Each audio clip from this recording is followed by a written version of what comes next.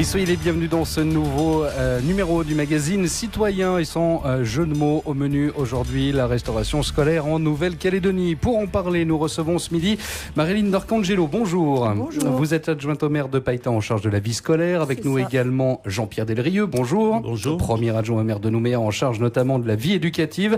Et Mathurin Dorel. Bonjour. Bonjour. Le vice-président de l'association Une cantine responsable pour nos enfants. Je précise pour être tout à fait complet que nous avions sollicité il y a 3 semaines maintenant la direction de l'entreprise Newrest afin qu'elle puisse venir s'exprimer en plateau avec nous aujourd'hui.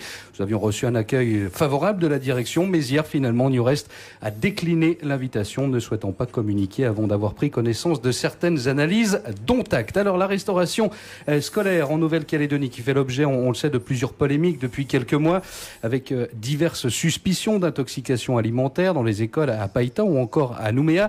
Mais au-delà de tout ça, on va essayer de comprendre peut-être pour commencer comment fonctionne la restauration scolaire en Calédonie, parce que j'ai le sentiment que c'est quelque chose d'un petit peu compliqué en fonction qu'on soit élève du primaire ou de maternelle, qu'on soit collégien, lycéen, qu'on soit dans le privé ou dans le public.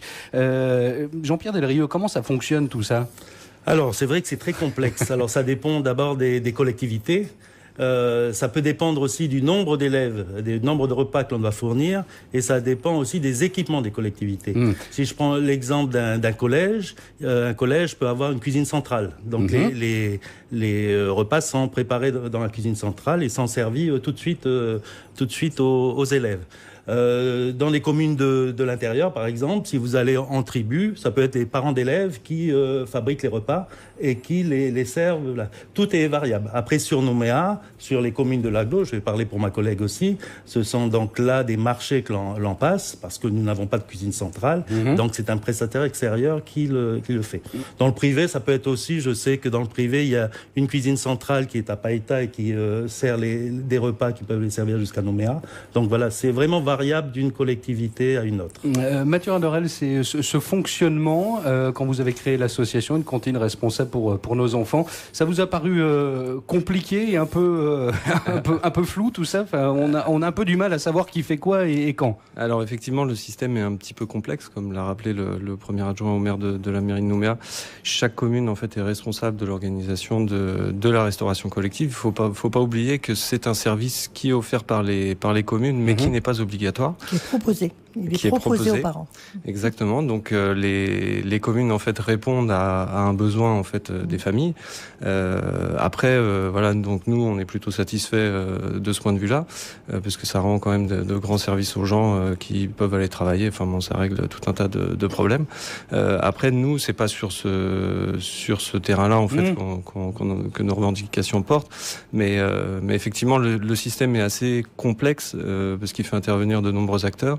Et il est différent en fonction de chaque commune, donc c'est pas forcément évident pour tous les parents de comprendre un petit peu l'organisation du système. Et peut-être difficile aussi pour votre association de trouver les bons interlocuteurs, je suppose. Effectivement, parce que chaque commune a ses problématiques particulières, donc ça veut dire qu'on n'a pas un interlocuteur unique, on a un ensemble d'interlocuteurs, même si au niveau du Grand Nouméa, le système est un peu plus simple du fait qu'il y a un prestataire unique en fait qui répond, qui assure les prestations en fait sur les 4 communes de l'agglomération. Mais ça simplifie quand même pas forcément les discussions, puisqu'il faut qu'on discute avec chacun des maires avec chacune des communes qui est responsable de son marché en propre. Alors la problématique de la restauration scolaire en Nouvelle-Calédonie, on va dire que ça avait un peu mal commencé dès le début de l'année. Il y avait eu ce mouvement de grève chez Newrest et dès le premier jour d'école, des problèmes dans les cantines. Ça a été le cas à Nouméa, à Païta aussi. À Païta aussi, et des repas qui ont été servis bien après l'heure, en fait, des enfants qui ont déjeuné aux alentours de 13-14 heures. Plus ensuite le mouvement de grève et la polémique est partie de là. En fait, tous les soucis sont partis de là. Jean-Pierre Delrieux, ce premier jour de rentrée des classes, ça vous a affolé un peu sur le moment? Ça m'a pas affolé, mais en 30 ans où je m'occupe des cantines, c'était la première fois que je voyais une rentrée ratée. Alors c'est sûr que Newrest était installé depuis novembre. Ils avaient utilisé la restauration française, enfin les cuisines de la restauration française. Et donc, on pouvait espérer que la rentrée se passerait bien. Mais ils ont voulu aller trop vite dans les changements, etc. Donc, il y a eu un premier cafouillage avec le nombre de repas le premier jour. Et le second jour, c'était là le personnel de Newrest qui s'était mis en grève. Mathurin Dorel, ces premiers jours un peu délicats à la rentrée scolaire, ça a commencé à vous mettre un peu la puce à l'oreille. Il y a eu l'épisode de la grève, mais bon, je serais tenté de dire que c'était un peu un épiphénomène, puisque donc il y a eu toute une série de dysfonctionnements en fait qui ont suivi au cours des premiers mois, même si effectivement on assiste à une reprise en main ces derniers temps, mais il y a eu tout un ensemble de dysfonctionnements qui ont conduit d'ailleurs à la création de l'association. Et ces dysfonctionnements, en fait, sont effectivement, comme le rappelait Monsieur Delrieux, en fait, un problème d'organisation interne, en fait, du prestataire, qui s'est vu retirer un agrément, en fait, sur un de ses sites de production. Donc, il a dû revoir l'ensemble de son fonctionnement, et ce qui a conduit, en fait, à de multiples dysfonctionnements et et qui ont pénalisé les enfants. Certains enfants se sont retrouvés sans repas. Enfin, il y a eu, on va pas revenir sur tout ça en détail. Repas, etc. Il n'y a pas de plan B, j'allais dire, quand ça fonctionne pas au niveau du prestataire, que ce soit à Païta ou à Nouméa, vous n'avez pas de plan B pour vous retourner? Servir 16 000 repas jour. Malheureusement, je dirais, il n'y a pas 36 entreprises qui peuvent le faire sur le territoire. Oui. On se débrouille comme on peut, on fait appel aux parents d'élèves, on fait appel à toutes nos connaissances et puis on essaye au moins de servir des sandwichs. Oui, c'est le plan B qu'on a.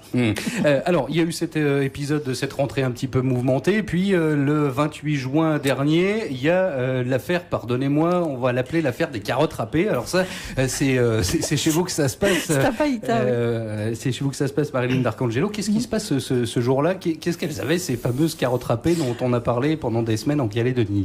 On aimerait bien le savoir, parce qu'on ne sait toujours pas ce qui s'est passé avec les carottes. Toujours est-il qu'une vingtaine d'enfants ont commencé à déjeuner et 10 d'entre eux sont tombés malades quasiment 10 minutes après. On a dû faire appel aux pompiers, aux médecins. Et à ce jour, on ne sait toujours pas qu'est-ce qui a pu provoquer cette intoxication. Voilà, le CIVAP. On a rencontré le CIVAP. Il a fait les examens de tous les problèmes qu'on aurait pu trouver, mais donc il y a quelque chose qui a rendu les enfants malades. Non. Mais la réunion qu'on a eue à la mairie avec le CIVAP, ils nous ont dit c'est bien les carottes. Mais après, ils nous répondent mais on ne sait pas ce que c'est, on n'a pas trouvé, on a fait tous les agents pathogènes possibles et on n'a pas trouvé. Donc on est toujours en train de chercher. Là, on va lancer une analyse sur l'eau dans toutes les cantines. On est toujours en train de chercher. Mathurin Dorel, comment vous le vivez cet épisode, vous, à l'association des carottes râpées? Alors on l'a pas très bien vécu parce que c'est arrivé en fait en plein moment où on était en train de créer l'association de manière administrative. Je voulais juste rappeler que ça avait concerné aussi Nouméa, en fait, l'intoxication sur l'école Grisélie. C'est parti à Païta et ça s'est ensuite propagé, si on peut prendre l'expression, jusqu'à Nouméa. Alors effectivement, nous, on a eu l'occasion de rencontrer le CIVAP également, on a échangé avec eux à plusieurs reprises.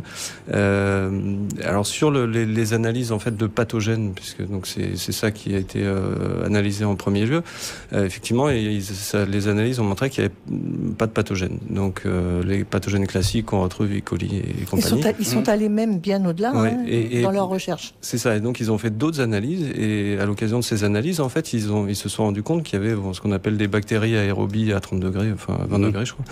Enfin bon, je suis pas un expert, mais voilà. Et donc en limite de DLC. La norme, c'est à peu près... limite de consommation, c'est ça, on est à peu près à une concentration de 5 millions de ces bactéries. Et là, les analyses ont montré qu'il y avait une concentration de 17 millions.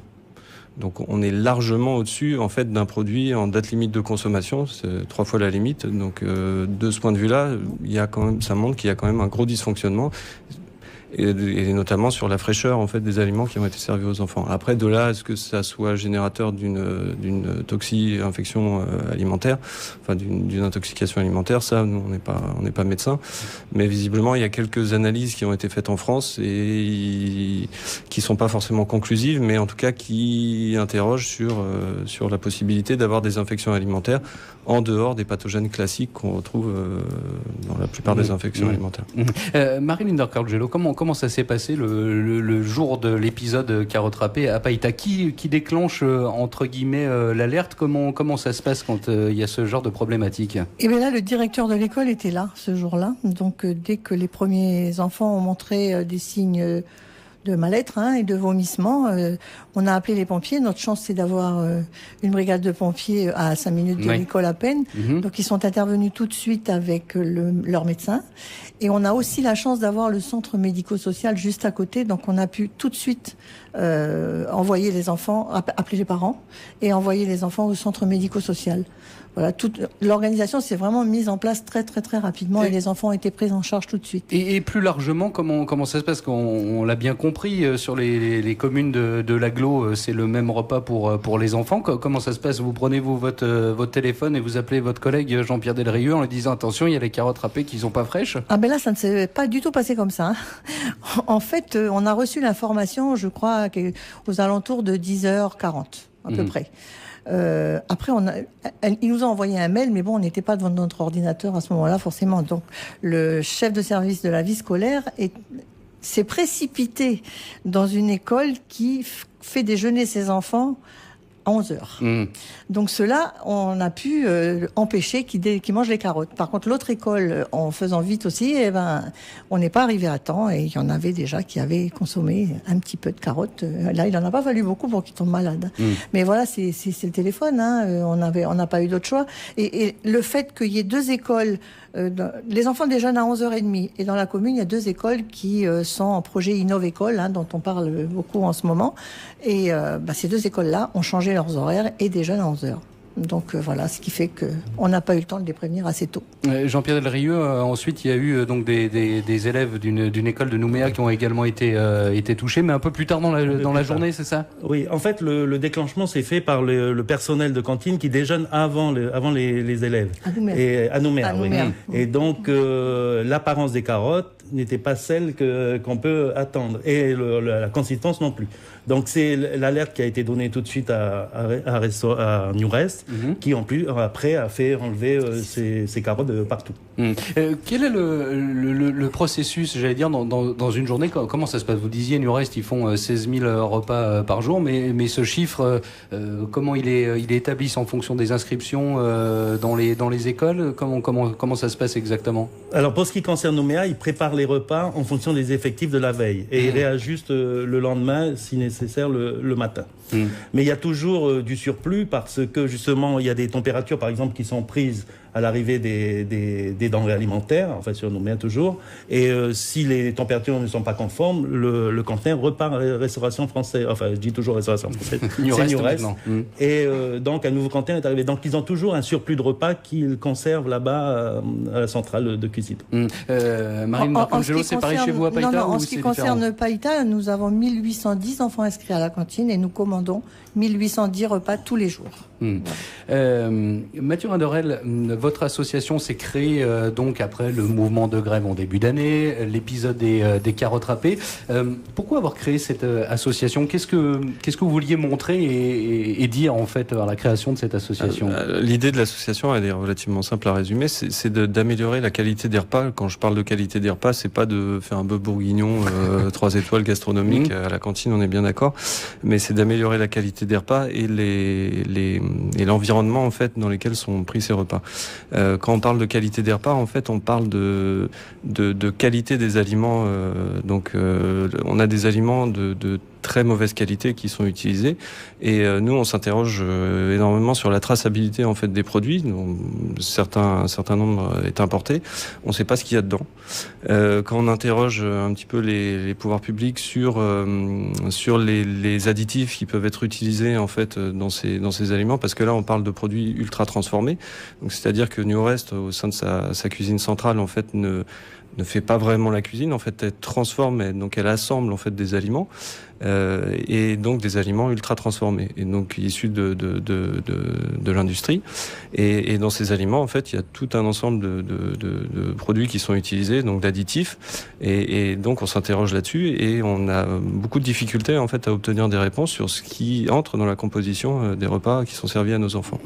Mais on imagine que si d'autres aliments sont employés, le coût sera pas le même pour les parents d'élèves que nous sommes en bout de course. Tout à fait, c'est une question centrale, la question du prix, parce que c'est une question qui revient chaque année chez les parents, qui est discutée au sein des APE, et les communes sont bien placées pour le savoir, parce que c'est une des premières récriminations des parents. Effectivement, le prix, aujourd'hui, les parents payent, on va dire, en moyenne 900 francs à peu près, ça dépend, mais ça... 780 francs chez vous. 700 à Faïta. Donc, oui, un peu plus sur Dombéa, un peu moins sur le Mont d'Or. Chacun a ses prix, donc, chacun a ses cuisines. Après, les prix qui sont payés aux prestataires sont quand même relativement similaires. En fait, on a une part qui est consacrée à l'achat des repas, qui est de l'ordre d'un peu moins de 500 francs, et le reste, en fait, permet de financer l'organisation, le personnel encadrant, les structures, enfin, bon, voilà, les différents coûts en fait qui sont supportés par les communes. Et donc nous, les chiffres qu'on a pu obtenir, c'était la part des produits qui est utilisée en fait dans les repas, c'est de l'ordre de 150 francs. Mmh. Donc sur un repas, parce que le coût réel des repas est de l'ordre de quelque chose comme 1000 francs, un peu plus de 1000 francs même, donc on estime que c'est faible. Et en ayant discuté avec des chefs de restauration collective, notamment dans les collèges, ils estiment, eux, pour leur part, qu'on ne peut pas servir un repas de qualité à des enfants pour un coût en dessous de 200 francs de matière brute. Donc on n'y est pas. Et effectivement, donc pour revenir à cette question des prix, la question des prix est centrale, et on estime que la restauration scolaire, c'est un enjeu de santé publique. Donc à ce titre-là, en fait, les collectivités, pas forcément les communes, mais les provinces et le gouvernement, en fait, doivent intervenir. On subventionne l'agriculture de manière très importante, donc on subventionne l'offre, mais pas la demande. Et on pense que de subventionner la demande, donc c'est-à-dire d'aider en fait, de prendre en charge une partie du prix des repas, permettrait justement de constituer un levier puissant en fait de développement économique auprès des agriculteurs locaux. Et on aurait un système beaucoup plus vertueux que ce qu'on a actuellement. Jean-Pierre Delrieux, est-ce que vous, au niveau des communes, vous avez un droit de regard sur ce qui se fait chez le prestataire? C'est-à-dire, est-ce que de temps en temps, vous pouvez aller toquer à la porte en disant tiens, j'aimerais bien voir comment vous faites le repas aujourd'hui? Ah oui, dans le cahier des charges, alors pour revenir sur les produits locaux, ils ont une obligation d'utiliser 40% de produits locaux. Après, la traçabilité, je suis pas trop d'accord. C'est une obligation légale, ça, d'utiliser 40%? Non, c'est dans notre cahier des charges. C'est dans le cahier des charges, simplement. Après, ils sont contrôlés par le CIVAP, qui est la compétence et le service d'inspection vétérinaire, phytosanitaire, alimentaire, qui est un service de la Nouvelle-Calédonie et qui se doit de contrôler la traçabilité des produits, etc. C'est son travail. Après, nous réservons un autre droit de contrôle, c'est par notre service sanitaire, parce que ça aussi c'est dans le marché, même si c'est pas son champ d'intervention, parce qu'on intervient plus dans les restaurants, etc. Mais quand il y a eu les problématiques citées précédemment, tous les 2 jours, la DRS était sur place pour contrôler ce qui se faisait la DRS, juste sous pour ordre du maire. La DRS, qu'est-ce que c'est la direction des risques sanitaires de la ville de Nouméa. Mais elle intervient combien de fois, je ne sais pas, par semaine au niveau de la... Alors elle intervient au niveau des cantines, elle est présente pratiquement tout le temps, puisqu'elle intervient aussi dans les cantines pour vérifier si nos propres installations sont dans les normes sanitaires correctes. Elle regarde les repas qui sont livrés, etc. Mais je vous dis, la cuisine proprement dit de restauration française, ça c'est du recours de la Nouvelle-Calédonie. C'est la Nouvelle-Calédonie qui doit, mais on intervient quand même, on le fait. Mais est-ce qu'il n'y aurait pas moyen de faire un truc un peu plus, un peu plus global, parce que chacun va faire ses petits éléments. Ça, c'est le problème de la Nouvelle-Calédonie avec les compétences qui sont éclatées de partout. Mais il n'y a pas que dans le domaine de la restauration scolaire. C'est un autre débat. On est bien d'accord. Vous demanderiez plus de contrôle, Marie-Ligue d'Arcangelo, sur ce qui se fait? Avec ce qui se passe là cette année, oui, forcément. D'ailleurs, on va lancer un nouvel appel d'offres l'année prochaine. Il se termine à la fin de l'année prochaine. On va revoir notre cahier des charges et on va être certainement plus exigeant et demander plus de traçabilité, on va le retravailler. On va retravailler le cahier des charges. Mathieu Rinderel, est-ce qu'il y a maintenant une méfiance, j'allais dire, des parents d'élèves et des enfants du fait d'aller tous les jours manger à la cantine? Est-ce qu'aujourd'hui, un enfant, il a peur tout simplement d'aller manger à la cantine? Clairement. On a des retours en fait des enfants qui ne veulent plus aller à l'école à cause de la cantine. Mais plus aller à l'école ou plus aller à la cantine? À l'école du tout, oui. En fait. Et donc pour nous, c'est vraiment, pour tout le monde, je pense que c'est problématique. En fait, c'est difficilement compréhensible en fait que des enfants refusent d'aller à l'école pour ces raisons-là. Et après, plus largement, oui, il y a des problèmes de confiance en fait des parents vis-à-vis du prestataire en fait, et aussi plus largement vis-à-vis des communes en fait, parce que comme on disait tout à l'heure, il y a un problème d'information en fait auprès des parents qui savent pas en fait à qui s'adresser, parce qu'il y a la caisse des écoles. Parce que c'est vrai qu'on parle des communes, mais là, en fait, la restauration est gérée par la caisse des écoles, donc ça rajoute un acteur supplémentaire. Donc les parents s'y perdent un petit peu là-dedans.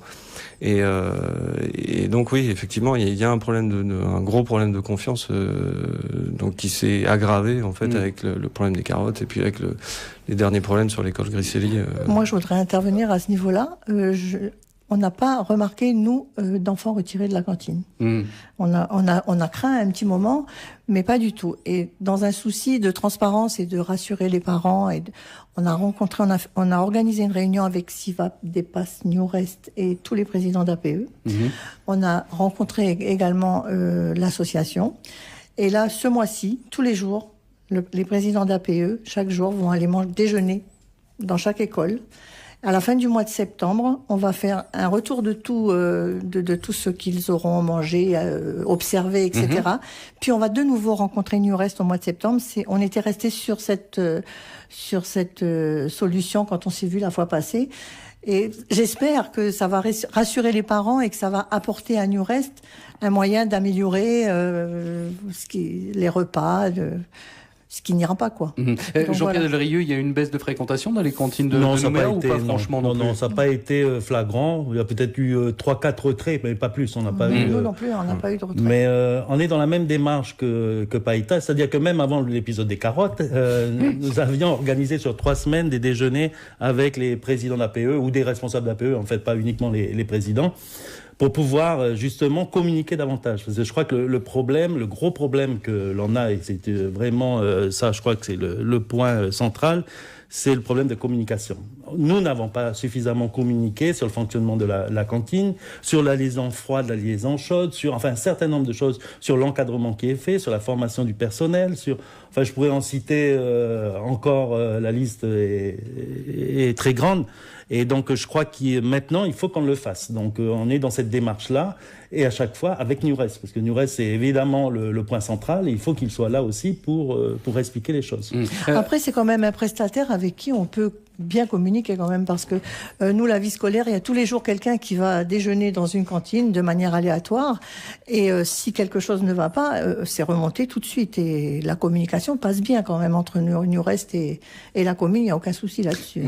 Si je peux me permettre, effectivement, il y a sur Nouméa, il y a des fiches de suivi en fait qui permettent de faire remonter les dysfonctionnements. La plupart des communes ont ce genre de système.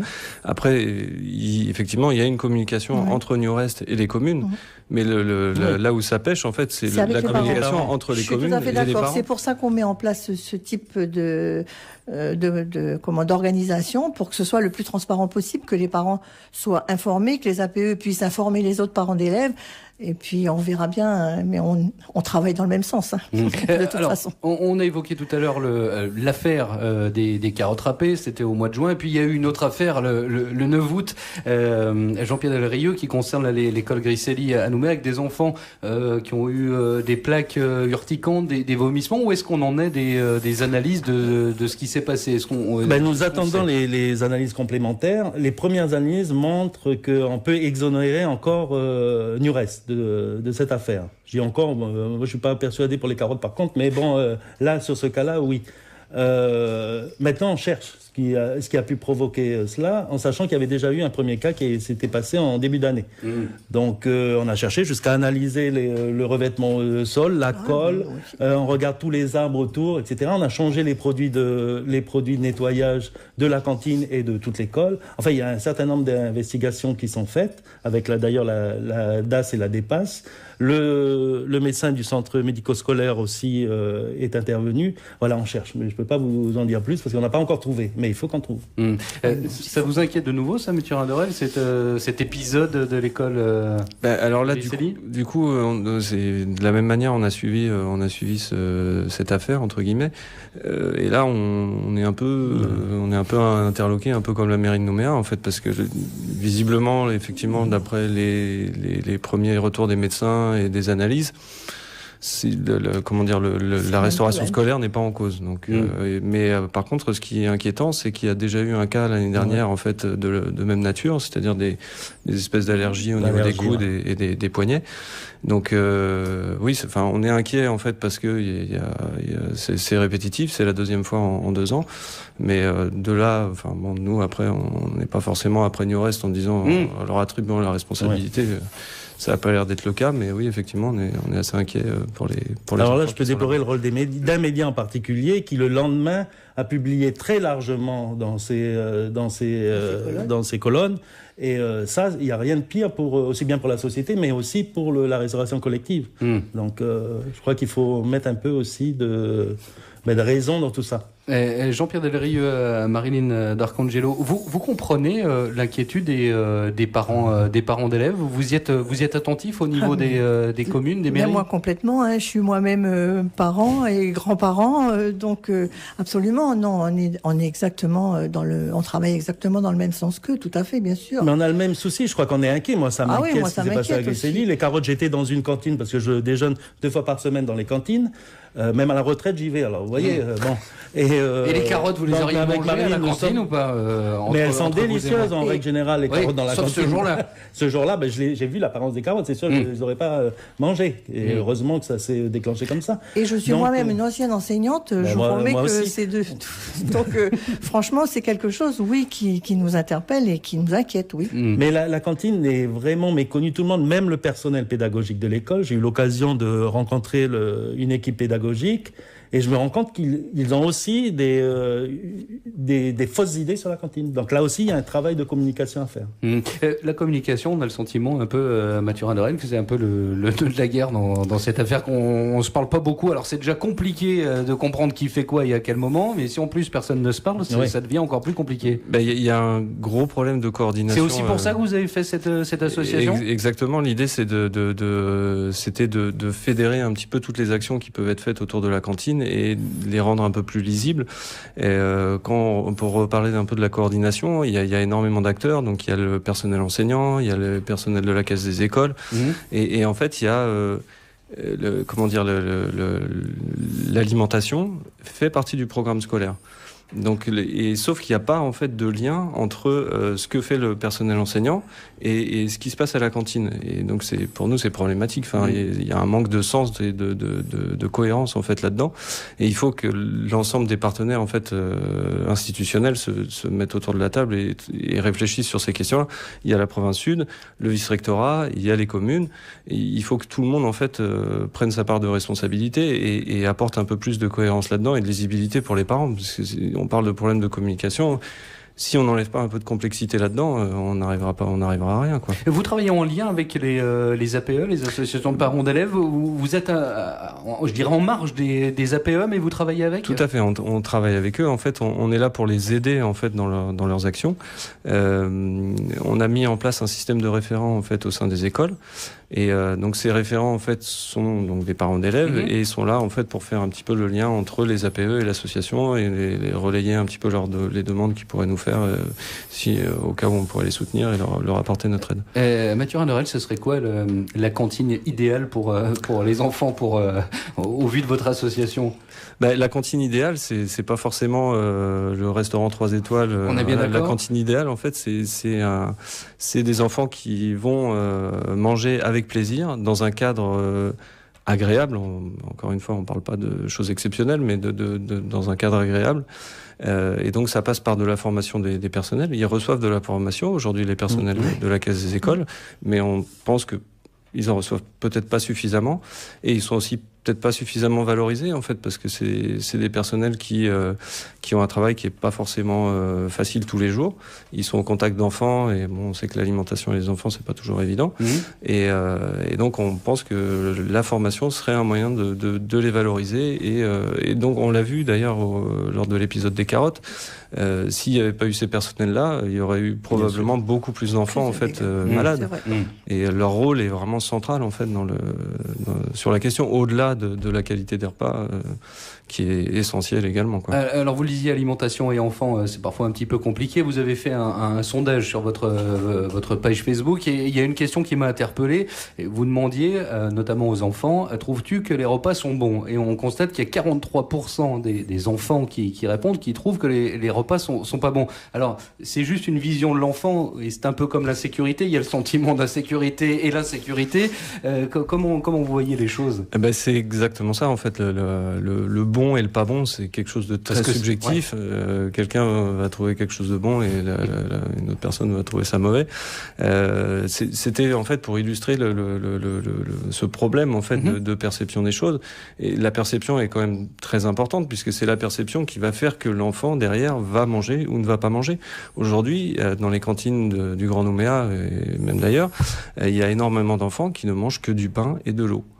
C'est une réalité, ils ne veulent pas manger.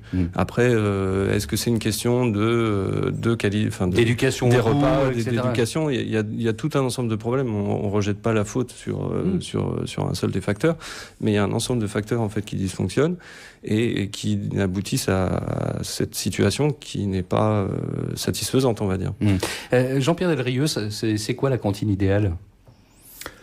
La cantine idéale, écoutez, je vais dire ce qu'on dit. Nous, notre souci, c'est que les enfants mangent un repas équilibré, avec une qualité gustative qui soit la mieux possible, et surtout avec une qualité sanitaire qui soit irréprochable. C'est vraiment, et je crois qu'on a le même souci, aussi bien au niveau des parents qu'à la mairie. Donc voilà. Après, comme le disait monsieur, c'est très subjectif. C'est aussi différent d'un quartier à un autre de Nouméa. Il y a des enfants qui ont, je ne veux pas parler des enfants boursiers, etc., mais il y a des enfants qui sèchent leur plateau, alors que dans d'autres cantines, le même repas ne sera pas apprécié de la même façon. Donc c'est vraiment très, très, très variable. Marilyn D'Arcangelo, il y a une cantine idéale? Écoutez, non, je pense pas, parce que c'est en fonction des goûts de chacun. Moi, pour rebondir sur ce qu'a dit Jean-Pierre, c'est exactement ça. Et je rajouterais en plus que le visuel est important. Parce qu'un enfant qui arrive et qui voit un beau plateau, il a envie de manger. S'il voit quelque chose, il va dire c'est pas bon. Forcément, il va même pas essayer. Mais je vous rassure, il n'y a pas qu'un enfant qui. Il n'y a pas qu'un enfant.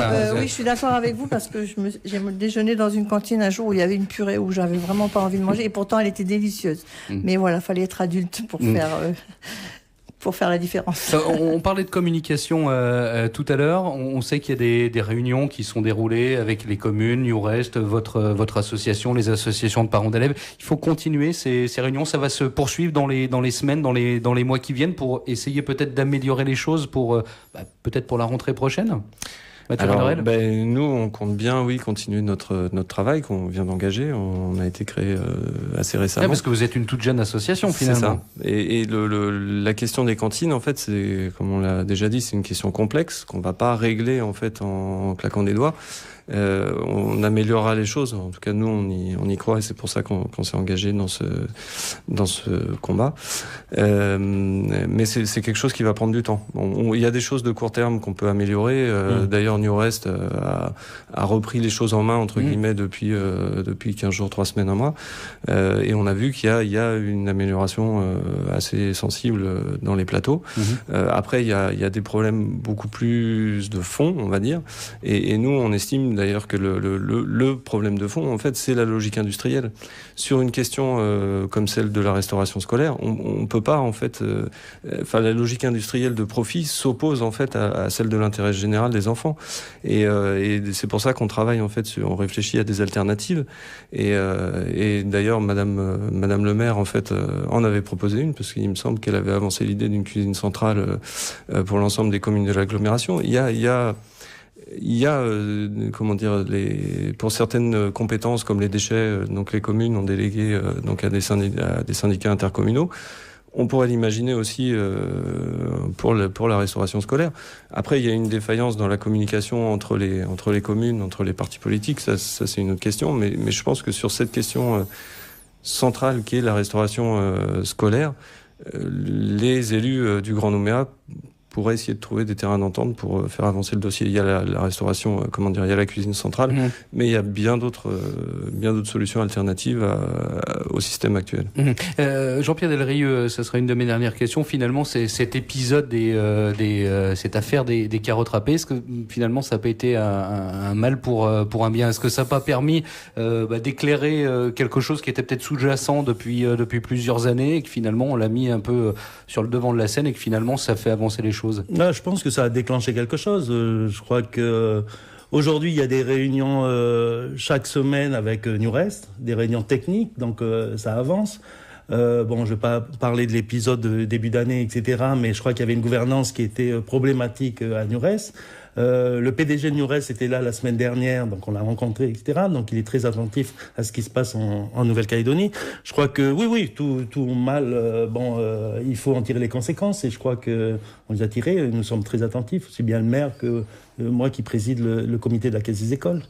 On se revoit début d'année prochaine pour reparler de ces problématiques de la restauration en Calédonie. On donne rendez-vous voir si avancer. On y travaille sérieusement, donc il n'y a pas de raison, on aura sûrement des choses à dire. En espérant peut-être les dirigeants de NewRest qui viendront sur ce plateau.